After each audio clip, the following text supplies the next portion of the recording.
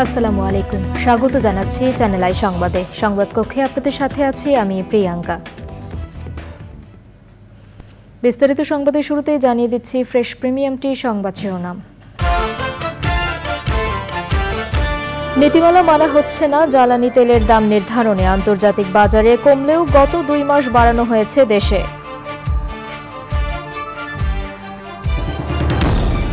নতুন প্রজন্মের মধ্যে মুক্তিযুদ্ধের চেতনা ছড়িয়ে দিতে প্রধান বিচারপতির আহ্বান, বজলুর রহমান স্মৃতি পদক প্রদান।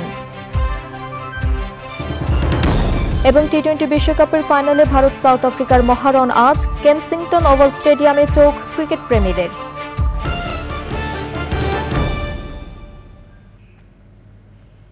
সংবাদ শিরোনামগুলো জানাচ্ছিলাম। এখনকার সংবাদ আয়োজন একই সঙ্গে চ্যানেল আই এর ইউটিউব চ্যানেলে এবং চ্যানেল আই এর ওটিটি প্ল্যাটফর্ম আই স্ক্রিনে লাইভ স্ট্রিম হচ্ছে। যাচ্ছে বিস্তারিত সংবাদে। স্বয়ংক্রিয়ভাবে জ্বালানি তেলের দাম নির্ধারণে নীতিমালা মানা হচ্ছে না। নীতিমালা অনুযায়ী আন্তর্জাতিক বাজারের সাথে মিল রেখে কমানো এবং বাড়ানোর কথা, তা না করে তেল বিক্রিতে নির্দিষ্ট লাভের চেয়ে বেশি রাখা হচ্ছে।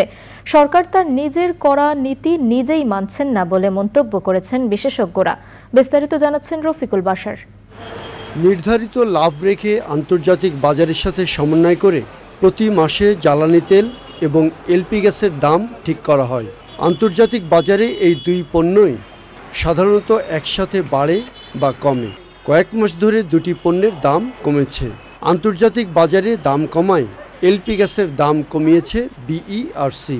কিন্তু একই প্রেক্ষাপট হলেও পরপর 2 মাস জ্বালানি তেলের দাম বাড়িয়েছে বিপিসি। গত 2 মাসে ডিজেল ও কেরোসিনে লিটার প্রতি 1 টাকা 75 পয়সা আর পেট্রোল অকটেনে 5 টাকা করে বাড়ানো হয়েছে। একই সময় এলপি গ্যাসের দাম কমানো হয়েছে কেজিতে 6 টাকা 63 পয়সা।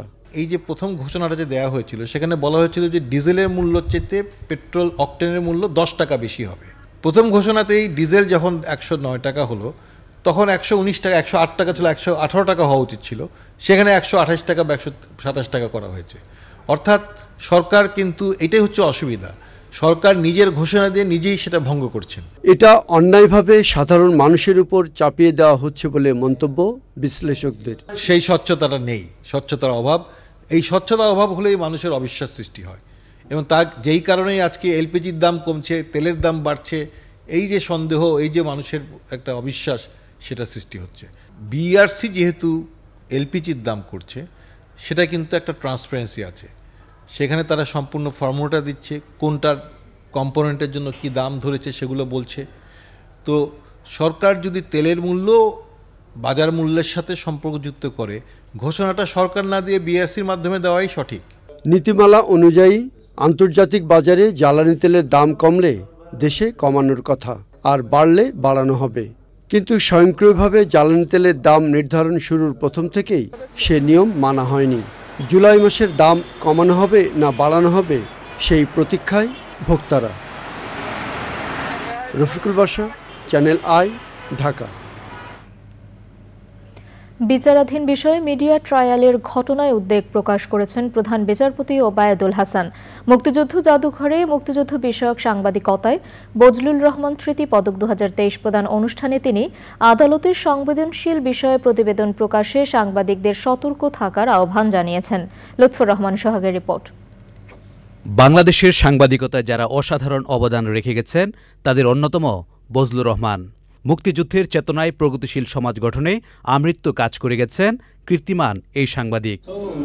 বজলুর রহমানের সম্মানে 16 বছর ধরে মুক্তিযুদ্ধ বিষয়ক সাংবাদিকতায় বজলুর রহমান স্মৃতি পদক দিয়ে আসছে মুক্তিযুদ্ধ জাদুঘর। এবছর এই পদক পেয়েছেন চ্যানেল আইয়ের স্টাফ করেসপন্ডেন্ট লাইলা নওশিন, ভোরের কাগজের ঝর্ণামণি ও ডেইলি স্টারের আহমদ ইশতিয়াক। ঝর্ণামণি মুক্তিযুদ্ধে নারীদের অংশগ্রহণ বিষয়ক 15টি অনুসন্ধানী প্রতিবেদন তৈরি করেন 2023 সালের 1 ডিসেম্বর থেকে 15 ডিসেম্বর পর্যন্ত। দৈনিক ভোরের কাগজ যথাযথ গুরুত্ব দিয়ে ধারাবাহিকভাবে তা প্রকাশ করে। ধারাবাহিক প্রতিবেদনসমূহের বিষয় বৈচিত্র্যের নতুনত্ব, সংগৃহীত তথ্যের বস্তুনিষ্ঠতা এবং শব্দ ও ভাষার ব্যবহার বিচারকদের চমকৃত করেছে। আহমেদ ইশতিয়াক প্রতিবেদক জেনোসাইডের গুরুত্বপূর্ণ উপাদান, গণহত্যা এবং বধ্যভূমি বিষয়ে তথ্য অনুসন্ধান এবং প্রত্যক্ষদর্শীর ভাষ্য তুলে ধরেছেন। এই পরিশ্রম সত্ত্বেও কাজ বিচারকদের কাছে প্রশংসনীয় বলে বিবেচিত হয়েছে। সাংবাদিক হিসেবে দেশের প্রতি তার এই দায়বদ্ধতাকে জুরি বোর্ড আজ সম্মান জানাচ্ছে। লায়লা নওশীন মুক্তিযুদ্ধ বিষয়ক বিশেষ ধারাবাহিকতা প্রতিবেদন মুক্তিযুদ্ধের চূড়ান্ত পর্বে জাতিসংঘের নিরাপত্তা পরিষদে বাংলাদেশ ইস্যু তৈরি করেন এবং 2023 সালের 7 থেকে 15 ডিসেম্বর চ্যানেল আইতে যথাযথ গুরুত্ব দিয়ে তা সম্প্রচার করা হয়। প্রতিবেদনটিতে অনুসন্ধানের পারঙ্গমতা, তথ্যের বস্তুনিষ্ঠতা বিচারকদের মনোযোগ আকর্ষণ করেছে। যথাযথ তথ্যপাত্র সংগ্রহের জন্য প্রতিবেদকের পরিশ্রমলব্ধ গবেষণা ছিল প্রশংসনীয়। পুরস্কার প্রাপ্ত সাংবাদিকরা বলেন, সংবাদ প্রতিবেদনের মূল্যায়ন তাদের মুক্তিযুদ্ধ বিষয়ে আরও গভীরভাবে কাজ করার অনুপ্রেরণা যোগাবে। নারীদের দুঃখজনক দিকটাকেই বেশি তুলে ধরা হয়েছে, কিন্তু নারীরা যে যুদ্ধ করেছেন, অস্ত্র হাতে যুদ্ধ করেছেন, সেই দিকটা ফুটিয়ে ওঠা হয়েছে কম। যেমন আমি এই কাজটা করতে গিয়ে আমি বেশ কয়েকজন নারীকে পেয়েছি একদম সম্মুখ যোদ্ধা। কাজ করা হয় মানে মুক্তিযুদ্ধকে ভালোবেসে, মুক্তিযুদ্ধের আসলে কারণ আমাদের জন্ম ইতিহাস তো মুক্তিযুদ্ধের মাধ্যমে রচিত, তো সে বিষয়ে আসলে নিজের দায়বদ্ধতা আর পাশাপাশি এই বিটটা আসলে কাজ করতে গিয়ে আসলে আমার যেটা মনে হয় যে মানে দায়বদ্ধতার জায়গা থেকে আসলে কাজটা করা। আসলে মুক্তিযুদ্ধ তো আমাদের ইতিহাসটাকে তো ভুলে গেলে চলবে না, তাই যে কাজগুলো হয়েছে সেগুলোকে আবার নতুন নতুন করে মানে মানুষের সামনে, গণমানুষের সামনে নিয়ে আসা উচিত। এরকমই একটি কাজ করেছি যে মুক্তিযুদ্ধের শেষ সময়ে জাতিসংঘে যে নিরাপত্তা পরিষদে বাংলাদেশ বিষয়ে যে অধিবেশনগুলো হচ্ছিল সেই সময়টাকে আমি তুলে ধরেছি, দিন ভিত্তিক, আজ কি হচ্ছে কাল কি হচ্ছে এরকম করে। নতুন প্রজন্মের মধ্যে স্বাধীনতার চেতনা ছড়িয়ে দিতে সাংবাদিকদের মুক্তিযুদ্ধের ভিন্ন ভিন্ন আঙ্গিক নিয়ে কাজ করার আহ্বান জানিয়েছে মুক্তিযুদ্ধ জাদুঘর। আমাদের প্রিন্ট এবং ইলেকট্রনিক মিডিয়ার বহু সাংবাদিক এই পুরস্কার পেয়েছে। শ্রীপদক মুক্তিযুদ্ধ বিষয়ক সাংবাদিকতাকে কেন্দ্র করে দেওয়া হয়। মুক্তিযুদ্ধ বাংলাদেশের অস্তিত্বের সাথে যুক্ত আছে। 1971-এর সেই মহান মুক্তিযুদ্ধের সাথে 2024-এর প্রজন্ম, ভবিষ্যতে 2050-এর প্রজন্ম যেন যুক্ত থাকে। মুক্তিযুদ্ধ বিষয়ক সাংবাদিকতার যে নানা মাত্রা আছে এবং পুরস্কারের বিষয়গুলো আমাদেরকে সেটা দেখিয়ে দেয় যে কত রকমভাবে এখনো কাজ করার রয়েছে। এই প্রত্যাশা আমরা রাখি যে এই সাংবাদিকতার যেন আরও গভীরতা পায়, আরও বিস্তার পায়। অনুষ্ঠানে বিচারাধীন বিষয়ে সাংবাদিকদের প্রতিবেদন করার ক্ষেত্রে সতর্ক থাকার আহ্বান জানিয়েছেন প্রধান বিচারপতি। বর্তমান পরিপ্রেক্ষিতে কিছু ঘটনায় আমরা কোর্ট ট্রায়ালের আগেই মিডিয়া ট্রায়ালের সংস্কৃতিতে উদ্বিগ্ন বোধ করছি। আদালত ও বিচার প্রক্রিয়া নিয়ে তথ্য প্রকাশের ক্ষেত্রে আমরা গণমাধ্যমের কাছ থেকে দায়িত্বশীলতা ও সচেতনতা প্রত্যাশা করি। স্বাধীনতা বিরোধী শক্তি সংখ্যায় বাড়ছে ইঙ্গিত দিয়ে এর বিপদ সম্পর্কেও সবাইকে সতর্ক করেছেন প্রধান বিচারপতি। লুৎফর রহমান সোহাগ, চ্যানেল আই, ঢাকা। দর্শক, এবারে new care T20 world cup cricket update.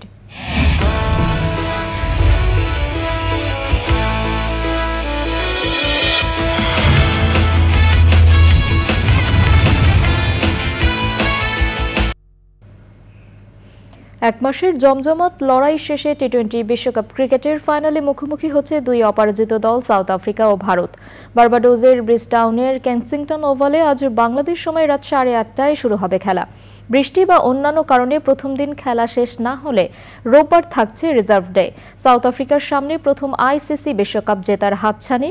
2013-তে সবশেষ আইসিসি টুর্নামেন্ট জেতা ভারতের সামনে গত নভেম্বরে ঘরের মাঠে ওয়ানডে বিশ্বকাপের ফাইনালে হারের ক্ষতে প্রলেপ দেওয়ার সেরা সুযোগ। আরও জানাচ্ছেন সাদুর রহমান শামীম। আয়োজক হিসেবে বিশ্বকাপ ফাইনালে থাকার স্বপ্ন ব্যর্থ হওয়ার পর এবার নিজেদের মাঠে ইতিহাসের সেরা ফাইনাল আয়োজনের চেষ্টা ত্রুটি রাখছে না ওয়েস্ট ইন্ডিজ। ক্যারিবীয় ক্রিকেটের রাজধানী বার্বাডোস থেকে উঠে এসেছে স্যার গ্যারি সোবার্স, ওয়েসলি হল, ফ্র্যাঙ্ক ওরেল, জুয়েল গার্নার ও ম্যালকম মার্শালের মতো ক্রিকেট কিংবদন্তিরা। তাদের স্মৃতিধন্য কেনসিংটন ওভাল প্রস্তুত হচ্ছে ক্রিকেটের এক গ্র্যান্ড ফিনালের আয়োজনে।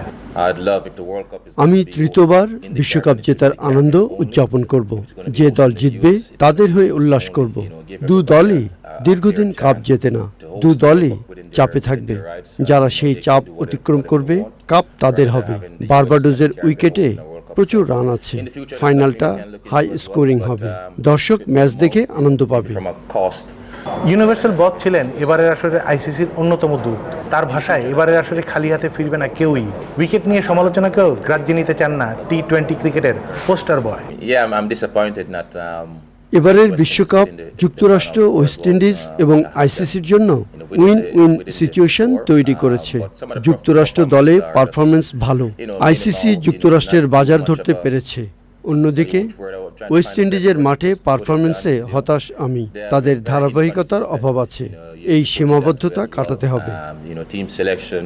অন্যদিকে সেমিফাইনালে একতরফা জিতলেও দুই দল বারবাডোজে পৌঁছার ভ্রমণ ক্লান্তি নিয়ে ফাইনালের আগের দিন অনুশীলনে জোর দেয়নি। প্রথমবার বিশ্বকাপ ফাইনাল খেলা সাউথ আফ্রিকার ছিল ঐচ্ছিক অনুশীলন। ফাইনাল মানে নতুন দিন, নতুন লড়াই। আমরা ফাইনালে উঠতে পেরে রোমাঞ্চিত, আনন্দিত। প্রতিপক্ষ হিসেবে ভারত খুবই শক্তিশালী ও অভিজ্ঞ, তবে আমরাও প্রস্তুত। আমাদের এই দলটি বেশ কিছুদিন একসাথে খেলেছে, ফলে পারস্পরিক বোঝাপড়া ভালো। কঠিন সময়ে কার কি ভূমিকা সেটা আমরা জানি এবং দলের প্রত্যেকেই নিজের ভূমিকা সম্পর্কে সচেতন। প্রতিপক্ষ দল নিয়ে পরিকল্পনা করেছি এবং সেই অনুযায়ী প্রস্তুতি আছে আমাদের। ম্যাচের আগের দিন ভোররাতে বারবাডোজে পা রাখা ভারতীয় দল মাঠ মুখোই হয়নি। সাঙ্গপাঙ্গ নিয়ে কেনসিংটন ওভালের উইকেট দেখেই প্রোটিয়াদের হারানোর ছক কষেছেন ভারতের কোচ রাহুল দ্রাবিড়। গত এক বছরে আমরা টেস্ট, চ্যাম্পিয়নশিপ, ওয়ানডে এবং টি-20 বিশ্বকাপের ফাইনাল খেলেছি। 3 ফরম্যাটে এত ধারাবাহিক থাকা মোটেও সহজ নয়। আমরা ভালো খেলেছি। ফাইনালে ভালো খেলতে পারলে এবার বিশ্বকাপ আমাদের হবে। আমরা মানসিক, শারীরিক এবং স্কিলে ফাইনালে সেরা পারফর্ম করার জন্য প্রস্তুত। এবারে ফাইনালে আমরা প্রতিপক্ষের চাইতে ভালো খেললে জিততে পারি। সাউথ আফ্রিকা ও ভারত টুর্নামেন্টের সেরা দল হিসেবে ফাইনাল খেলছে। আশা করব এবার ফাইনালে আমরা সেরা খেলাটা খেলেই কাপ জিতব। অপরাজিত থেকে ফাইনালে ওঠা দুই দল ভারত টিমস র্যাঙ্কিংয়ের শীর্ষে। বিশ্বকাপের প্রথম ফাইনাল খেলা সাউথ আফ্রিকা 5-এ, তবে ফাইনালেই হবে এই হিসাব নিকাশের ফয়সালা। 1 মাসের দুর্দান্ত লড়াই শেষে এবার মহাযুদ্ধের অপেক্ষা টি-20 বিশ্বকাপ ফাইনালে। টুর্নামেন্টের সেরা দুই দল ভারত ও সাউথ আফ্রিকা মুখোমুখি হচ্ছে ক্যারিবীয় ক্রিকেটের রাজধানী নামে খ্যাত বারবাডোজের ব্রিজটাউনের কেনসিংটন ওভাল স্টেডিয়ামে। দু দলের সামনেই আছে বিশ্বকাপ জয়ের হাতছানি। 2013 পর থেকে আইসিসির কোনো গুরুত্বপূর্ণ ট্রফি জিততে পারেনি ভারত, আর বিশ্বকাপে সাউথ আফ্রিকার এটাই প্রথম ফাইনাল খেলা। অনেকেই বলছেন মানসিক চাপ উতরে যে দলটি সেরা খেলা খেলবে তাদের হাতেই উঠবে বিশ্বকাপ ট্রফি। তবে ক্রিকেট ভক্তরা চাইছেন একটি জমজমাট উপভোগ্য ফাইনাল, তার মাধ্যমেই শেষ হবে টি-20 বিশ্বকাপের 9ম আসরে। Saidur Rahman Shamim, channel I, Bridgetown, Barbados. দর্শক, এবারে বিরতি।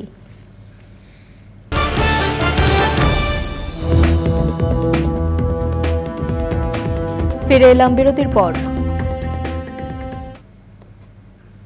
এবারে নিটোল টাটা কৃষি সংবাদ।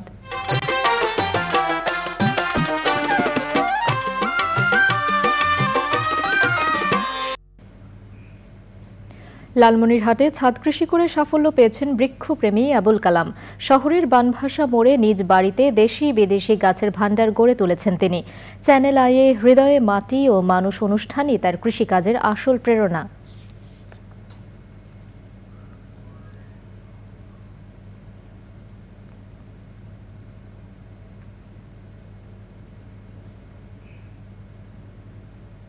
এবারে প্রকৃতি সংবাদ।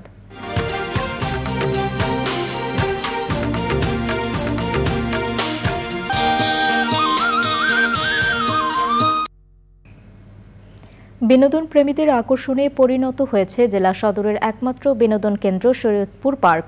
শুধু ঈদ পার্বণই নয়, ছুটির দিনসহ এখন যে কোনো উৎসবেই শিশু, কিশোর ও অভিভাবকরা বাঁধ ভাঙা উল্লাসে মেতে ওঠেন পার্কটিতে। অসচ্ছল, এতিম এবং বিশেষ চাহিদা সম্পন্ন শিশুদের জন্য সম্পূর্ণ বিনামূল্যে প্রবেশাধিকার রয়েছে পার্কে।